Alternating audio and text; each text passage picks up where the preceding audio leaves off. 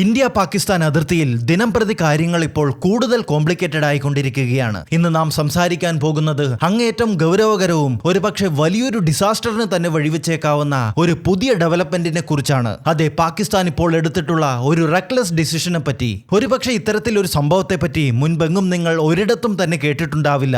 ഒരു രാജ്യം നോട്ടാമൊക്കെ ഇഷ്യൂ ചെയ്തുകൊണ്ട് വലിയൊരു പ്രദേശത്ത് തങ്ങളുടെ മിലിറ്ററി എക്സസൈസ് നടത്തുന്നു. അതേസമയം തന്നെ അവരുടെ ശത്രുരാജ്യമായ അയൽരാജ്യം തങ്ങളും അതേ പ്രദേശത്ത് തന്നെ മിലിറ്ററി എക്സസൈസ് ചെയ്യുമെന്ന് പറഞ്ഞുകൊണ്ട് മുന്നോട്ട് വരുന്നു. ആഗോളതലത്തിൽ ഇന്നുവരെ ആരും കണ്ടിട്ടില്ലാത്ത, അല്പം പോലും വീണ്ടുവിചാരമില്ലാത്ത ഒരു നീക്കവുമായാണ് പാകിസ്ഥാൻ ഇപ്പോൾ മുന്നോട്ട് വന്നിരിക്കുന്നത്. ഇതിന്റെ പിന്നിലുള്ള പാകിസ്ഥാന്റെ നിഗൂഢമായ ഉദ്ദേശം എന്താണ്? പാകിസ്ഥാന്റെ ഈ ഒരു തീരുമാനം, അല്ലെങ്കിൽ ഇവിടെ സംഭവിച്ചേക്കാവുന്ന ചെറിയൊരു പിഴവ് പോലും മുഴുവൻ റീജിയനെ തന്നെ എത്തരത്തിൽ വലിയൊരു കോൺഫ്ലിക്റ്റിലേക്ക് തള്ളിവിട്ടേക്കാം. എന്താണ് ഇവിടെ ഇപ്പോൾ സംഭവിച്ചിരിക്കുന്നത്? നമുക്ക് ചർച്ച ചെയ്യാം. Welcome to world studies. നമുക്കറിയാം, ഇന്ത്യ ഇപ്പോൾ ത്രിശൂൽ എന്ന പേരിൽ വലിയൊരു ട്രൈ സർവീസ് മിലിറ്ററി എക്സസൈസ് നടത്തുന്നുണ്ട്. ആർമി, നേവി, എയർഫോഴ്സ് എല്ലാം പങ്കെടുക്കുന്ന വലിയ തോതിലുള്ള ഒരു സംയുക്ത പരിശീലനം. അതിനായി ഒക്ടോബർ 30-ന് ഇന്ത്യ മുൻകൂട്ടി തന്നെ ഒരു നോട്ടീസ് ടു എയർ മിഷൻ അല്ലെങ്കിൽ നോട്ടീസ് ടു എയർമാൻ ഇഷ്യൂ ചെയ്തിരുന്നു. അതിനർത്ഥം അതേ സമയത്ത് ആ ഒരു പർട്ടിക്കുലർ പ്രദേശത്തെ എയർ സ്പേസ് മുഴുവൻ ഇന്ത്യ തങ്ങളുടെ മിലിറ്ററി എക്സസൈസിനായി റിസർവ് ചെയ്തിരിക്കുന്നു എന്ന്. മിലിറ്ററി എയർക്രാഫ്റ്റുകൾക്കല്ലാതെ മറ്റാർക്കും ആ എയർ സ്പേസിൽ അപ്പോൾ പ്രവേശിക്കുവാൻ അനുവാദമുണ്ടായിരിക്കില്ല. നമുക്ക് കാണാം, ഈ ഓറഞ്ച് ത്തിലുള്ളതാണ് ഇന്ത്യ ഇഷ്യൂ ചെയ്തിരിക്കുന്ന നോട്ടാം. നവംബർ 11 വരേക്കാണ് ഇതുള്ളത്.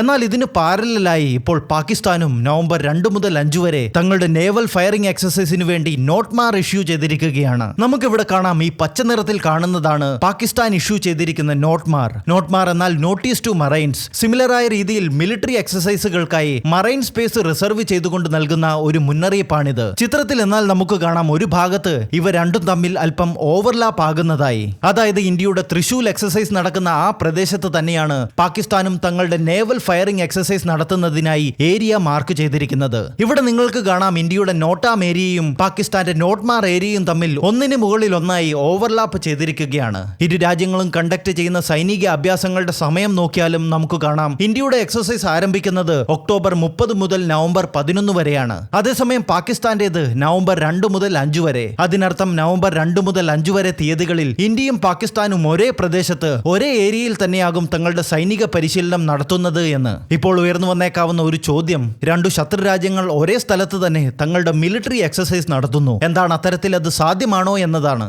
സാധാരണ രാജ്യങ്ങൾ ഇത്തരം മിലിറ്ററി എക്സസൈസുകൾ നടത്തുന്നത് അവരുടെ രാജ്യാതിർത്തിക്കുള്ളിലല്ലേ. ഇവിടെ അഥവാ ഇത്തരത്തിൽ ഒരു ഓവർലാപ്പിംഗ് സംഭവിച്ചിട്ടുണ്ട് എങ്കിൽ മറ്റു രാജ്യത്തിന്റെ പരിധിക്കുള്ളിലേക്ക് ഏതെങ്കിലും രാജ്യം ഇവിടെ കടക്കുവാൻ ശ്രമിച്ചിട്ടുണ്ടോ? മാത്രമല്ല, നമുക്കിവിടെ നോക്കിയാൽ കാണാം, ഇന്ത്യ ഇഷ്യൂ ചെയ്തിരിക്കുന്ന നോട്ടാം പാകിസ്ഥാൻ അതിർത്തിയോട് കൂടുതൽ അടുത്താണ് നിൽക്കുന്നത്. ഇവിടെയാണ് കാര്യങ്ങളെല്ലാം അല്പം കോംപ്ലിക്കേറ്റഡ് ആകുന്നത്. അന്താരാഷ്ട്ര നിയമങ്ങൾ അനുസരിച്ച് നിങ്ങൾ ഇവിടെ കാണുന്നതാണ് ഇന്ത്യയുടെയും പാകിസ്ഥാന്റെയും എക്സ്ക്ലൂസീവ് ഇക്കണോമിക് സോൺ. അതായത് ഓരോ രാജ്യങ്ങൾക്കും അനുവദിച്ചിട്ടുള്ള തങ്ങൾക്ക് അവകാശമായിട്ടുള്ള സമുദ്രത്തിന്റെ അതിർത്തി. അതിനുശേഷം ഇന്റർനാഷണൽ വാട്ടർ ആണ്. നമുക്കിവിടെ നോക്കുമ്പോൾ കാണാം, ഇന്ത്യ ഇഷ്യൂ ചെയ്തിരിക്കുന്ന നോട്ടാം പാകിസ്ഥാന്റെ എക്സ്ക്ലൂസീവ് ഇക്കണോമിക് സോണിലേക്ക് അല്പം കയറിയാണ് നിൽക്കുന്നത്.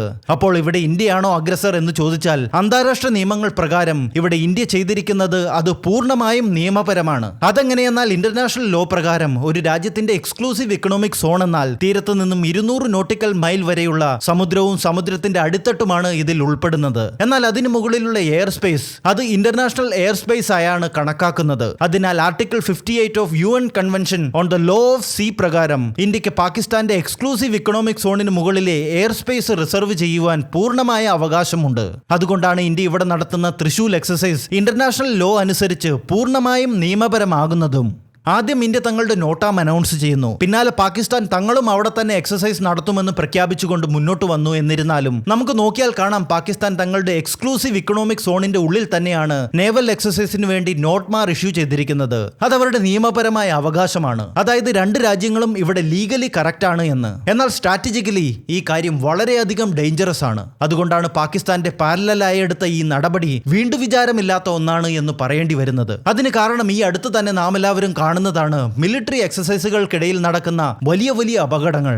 ഈ അടുത്തിടയ്ക്ക് തന്നെ സൗത്ത് കൊറിയയിൽ വെച്ച് ഒരു മിലിറ്ററി എക്സസൈസിനിടയിൽ എന്തോ ഒരു ചെറിയ പിഴവ് മൂലം തങ്ങളുടെ തന്നെ ഒരു ഗ്രാമത്തിലേക്ക് ഇവർ ബോംബ് വർഷിക്കുകയും നിരവധി നാശനഷ്ടങ്ങൾ അവിടെ സംഭവിക്കുകയും ചെയ്തിരുന്നു. മാത്രമല്ല, നിങ്ങൾക്ക് ഓർമ്മയുണ്ടാവും, മുൻപൊരിക്കൽ നമുക്കറിയാം ഇന്ത്യ അബദ്ധവശാൽ ഒരു ബ്രഹ്മോസ് മിസൈൽ പാകിസ്ഥാനിലേക്ക് മിസ്ഫയർ ചെയ്തത്. അത്തരത്തിൽ ഏതെങ്കിലും ചെറിയൊരു മിസ്റ്റേക്ക് ഇവിടെ, ഒരു മിസൈൽ മിസ്ഫയർ അല്ലെങ്കിൽ ഒരു റോങ് ഇന്റർപ്രിട്ടേഷൻ, അതിൽ നിന്ന് വലിയൊരു സംഘർഷം തന്നെ നിലവിലത്തെ സാഹചര്യത്തിൽ ഇവിടെ ഉടൻ ഉടലെടുക്കുവാനുള്ള സാധ്യതകൾ വളരെ അധികമാണ്. ഉദാഹരണത്തിന് ഇന്ത്യയുടെ ഭാഗത്തു നിന്നും ഒരു സിംഗിൾ മിസ്ഫയർ അല്ലെങ്കിൽ ഒരു റോക്കറ്റ് ഡീവിയേഷൻ എന്തെങ്കിലും പാകിസ്ഥാന്റെ ടെറിട്ടറിയിൽ ചെന്ന് വീണാൽ, അല്ലെങ്കിൽ പാകിസ്ഥാന്റെ നേവൽ ഗൺഫയർ ഇന്ത്യ എക്സസൈസ് നടത്തുന്ന എയർ സ്പേസിലേക്ക് എത്തിയാൽ, നിലവിലത്തെ സാഹചര്യത്തിൽ ഇരു രാജ്യങ്ങളും തങ്ങളുടെ മേലുള്ള ഒരു ആക്രമണമായി അതിനെ മിസ്റീഡ് ചെയ്യും. ഇത്തരത്തിൽ ഒരേ പ്രദേശത്ത് തന്നെ ഇരു രാജ്യങ്ങളും ഇത്രയ്ക്ക് ഹൈ ഇന്റൻസിറ്റിയിലുള്ള മിലിറ്ററി എക്സസൈസുകൾ നടത്തുമ്പോൾ അത്തരത്തിലുള്ള ചെറിയ ചെറിയ അബദ്ധങ്ങൾ സംഭവിക്കുവാനുള്ള സാധ്യതകളും വളരെ അധികമാണ്. എന്നാൽ ഇന്ത്യ മുൻകൂട്ടി നോട്ടാം ഇഷ്യൂ ചെയ്ത പ്രദേശം തന്നെ തങ്ങളുടെ നേവൽ ഗൺഫയറിനായി തെരഞ്ഞെടുത്തുകൊണ്ട് പാകിസ്ഥാൻ ഒരു പരിധിവരെ ഇത്തരത്തിൽ ഒരു കോൺഫ്ലിക്റ്റിനെ ഇവിടെ ആഗ്രഹിക്കുന്നു എന്നാണ് ഇപ്പോൾ തോന്നുന്നത്.